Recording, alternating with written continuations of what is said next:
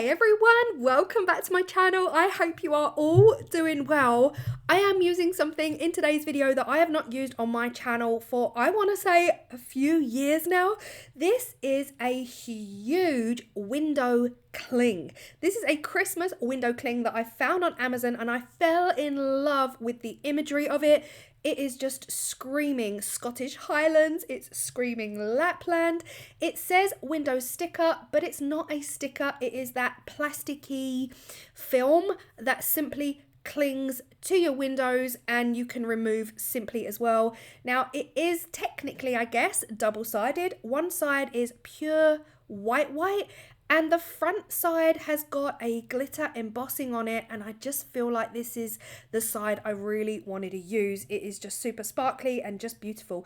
The sticker itself is double the size of the tray I'm using, so again, I've got enough in one of these to do 2 projects. If I wanted to make trays, equally you could do baubles, you could do coasters, all of the things.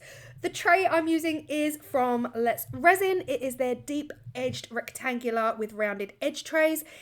And I think because the actual window cling came on this dark blue background, that is probably what drew me to it in the first place, I had to go with another dark blue background. I just felt like it would make that white window cling image super poppy. And I'm going to be using a combination of blues. I'm actually going to be using some of the glass cast blue, which honestly, guys, I have had the glass cast liquid pigments since I started resin. I started resin using glass cast resin and honestly bought the pigments. I've had them all these years and I don't use them enough. They are truly beautiful pigments. This is the other sticker I bought. So I bought 2. This is, again, it says window sticker, but it's just a cling. This is the stunning Christmas village scene. I just can't get enough of the village scenes this year. I'm not using this one in this particular video, but how gorgeous is it? This is the one we're using. This is the one we're using. Again, which side you use is up to you, but I am using the glitter side. So, first up, I did mention that the tray itself is from Let's Resin. I'm just going to give it a clean. You know, sometimes silicone is quite static and it attracts dust and it attracts debris. Even if you're looking after your molds and you're keeping them in storage boxes, it just attracts. Now, this particular tray, I've mentioned it before. It is from Let's Resin. It's got a deep edge, but it also has this grid, this supportive silicone system that keeps the tray solid while you use it. However, I have in previous videos mentioned that sometimes you will see the lines of those squares. So this is the supportive network underneath, like a webbed network. And sometimes when you're demolding your tray, you do see some of those lines coming through, but because it's so deep, because it's got a 1-inch deep lip, it's okay. You can get rid of it using a really nice thin top coat of resin. So I don't worry about that when I'm using this tray. It's just such a simple, easy fix. Okay, now for the colours. Now I am putting a lot of colours into this tray, but depending on what your scheme is, you really don't need to. First up, I've got the Block Opaque Blue from Glasscast. Then I'm using the Resin Pro Blue Powder. I've bought all of these myself. I'm not affiliated. Next up, into this, we do want a little bit of glitter. I don't know what I was doing with my hands there. Just ignore the hands. Next up, again, we're going in with some glitter. So I'm using some of the Hemway white glitter. You don't want too much though. This kind of glitter can take over and be the main star of the show. And into this, I'm putting some of the Hemway star sequins. Again, not too many. A little dash of the stars. I want stars throughout the whole tray. I want the whole of the background to be starry. Now, I was umming and ahhing whether to use any of the Vista Blue because it's very, very light and pale, and I think I wanted a darker colour. And hindsight is a wonderful thing. I think the overall effect of this would have been even more amazing with a darker blue. Now, to get a dark blue, you can either buy the pigment or you can just add a single drop of black just to bring it up to a moody dark color. Finally, into this, I put in some of the Super Sparkle White. So there was quite a few elements that went into this, and really how they responded, the relationship between them all, you may not have needed to do all of those steps. Pouring is the easiest part, honestly. Just making sure that I've made enough resin to fill this tray up. It has got quite deep sides, so just ensure that you've made enough. And at this point, I thought, I cannot see any of that sparkle whatsoever. So deep down, I was just hoping that the majority of those stars and the majority of that Super Sparkle White and the white glitter sank to the bottom. And this is 24 hours later and I was over the moon. As soon as I turned the mold over, I could see all of the shimmer, all of the stars, all of that Super Sparkle White had in fact dropped down, which is perfect and what I needed. Now here you can see the lines. I mean, if you've got this tray, you'll know that the lines can be seen still.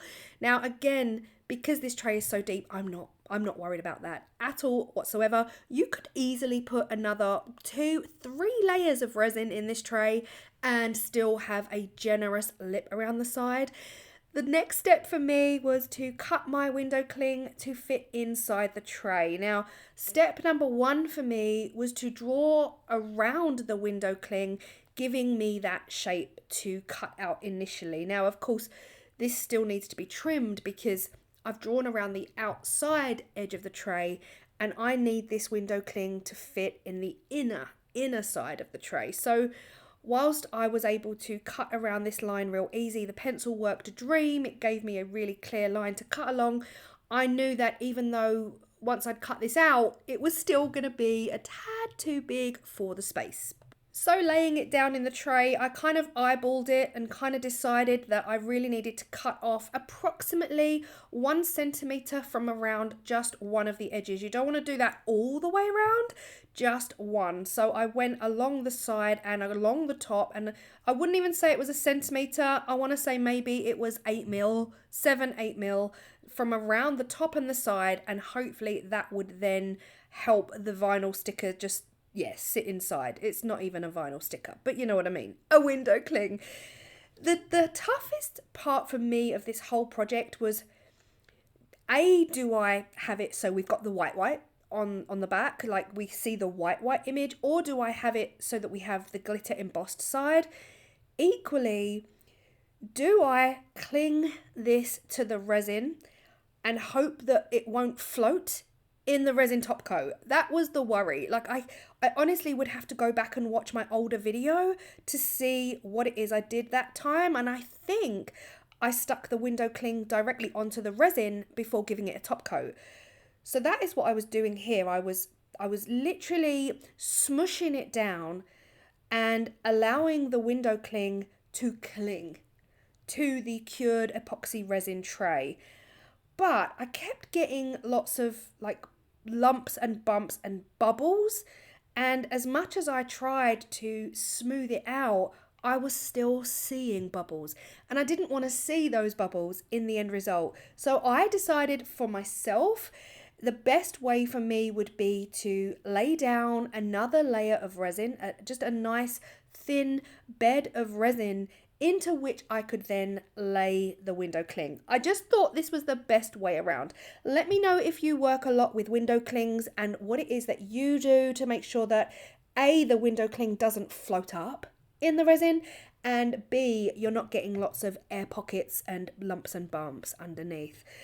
So this is just me now thinning out the resin using my heat gun, making sure that I don't have any bubbles in this layer, because this is the layer that we're gonna lay down the cling. And once I'd heated up that first initial section, I could just then pour the rest of the resin in, making sure that this resin is all, like, it's enough to cover the whole entire bottom of this tray. Again, we've got a nice, generous, gorgeous, deep lip around this tray, so that was not a worry for me at all. I knew that I had the luxury of space here. Then it was time for the window cling to go about its business and just do its own thing. I held the window cling real gently over the resin, and the resin simply took it. Like, it just took it, and I just held it until it was fully sucked down into that resin, making sure that there were no air pockets underneath. Next came another quandary. It was another quandary.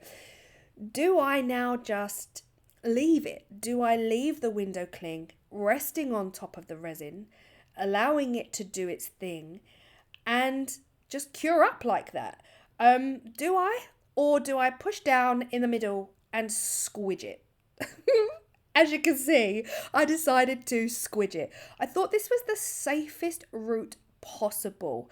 My worry was, if I allowed the window cling to simply rest on top of the resin, then there may be some parts that would sink down, some parts that would stay on top, areas where the resin might seep up and over, and then I would get this kind of like hilly, bumpy result.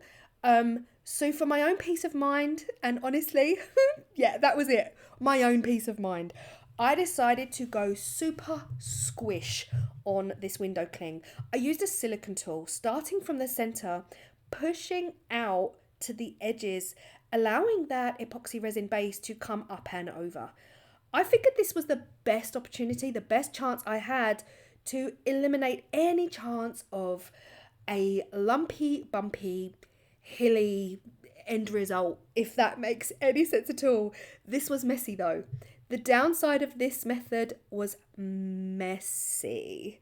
It was super messy. So obviously I've put quite a bit of resin in here, and in hindsight, I probably didn't need to put as much, just enough to allow that window cling to be fully covered.